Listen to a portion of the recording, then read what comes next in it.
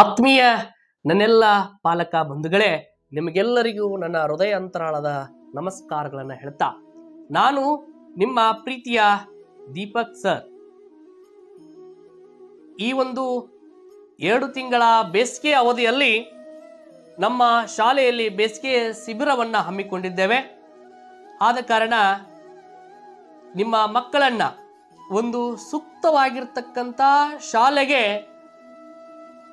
ಪ್ರವೇಶವನ್ನು ಪಡೆದುಕೊಂಡು ಅವರಿಗೆ ಒಳ್ಳೆಯ ಶಿಕ್ಷಣವನ್ನು ಕೊಡಿಸ್ತಕ್ಕಂಥ ಜವಾಬ್ದಾರಿ ನನ್ನ ಪ್ರೀತಿಯ ಪಾಲಕರಿಗೆ ಒಂದು ಜವಾಬ್ದಾರಿಯಾಗಿದೆ.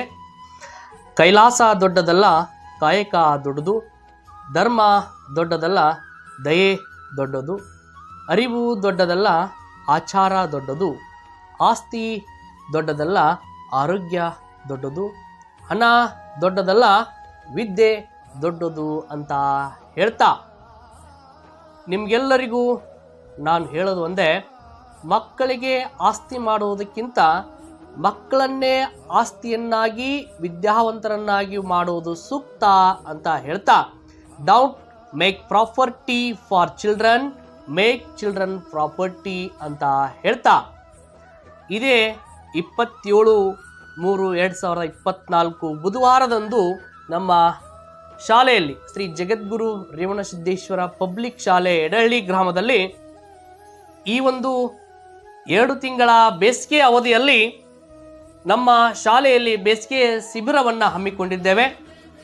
ಆದ ಕಾರಣ ನಿಮ್ಮ ಮಕ್ಕಳನ್ನು ಒಂದು ಸೂಕ್ತವಾಗಿರ್ತಕ್ಕಂಥ ಶಾಲೆಗೆ ಪ್ರವೇಶವನ್ನು ಪಡೆದುಕೊಂಡು ಅವರಿಗೆ ಒಳ್ಳೆಯ ಶಿಕ್ಷಣವನ್ನು ಕೊಡಿಸ್ತಕ್ಕಂಥ ಜವಾಬ್ದಾರಿ ನನ್ನ ಪ್ರೀತಿಯ ಪಾಲಕರಿಗೆ ಒಂದು ಜವಾಬ್ದಾರಿಯಾಗಿದೆ. ಪಾಲಕರೇ, ಡಾಕ್ಟರ್ ಬಾಬಾ ಸಾಹೇಬ್ ಅಂಬೇಡ್ಕರ್ ಅವರು ಶಿಕ್ಷಣ ಅನ್ನೋದು ಹುಲಿ ಹಾಲಿದ್ದಂತೆ, ಅದನ್ನು ಕುಡಿದವರು ಗರ್ಜಿಸಲೇಬೇಕು ಅಂತಕ್ಕಂಥದ್ದನ್ನು ಹೇಳ್ತಾರೆ. ನಾವು ಈ ಒಂದು ಆಧುನಿಕ ಜಗತ್ತಿನಲ್ಲಿ ಒಳ್ಳೆಯ ಸಂಸ್ಕಾರವಂತಹ ಶಿಕ್ಷಣ ಕೊಡಿಸುವುದು ಮಕ್ಕಳಿಗೆ ಅತ್ಯಮೂಲ್ಯವಾಗಿರ್ತಕ್ಕಂತಹ ಪಾಲಕರ ಜವಾಬ್ದಾರಿ ಆಗಿದೆ ಅನ್ನೋದನ್ನು ನಾವು ಮರಿಬಾರದು.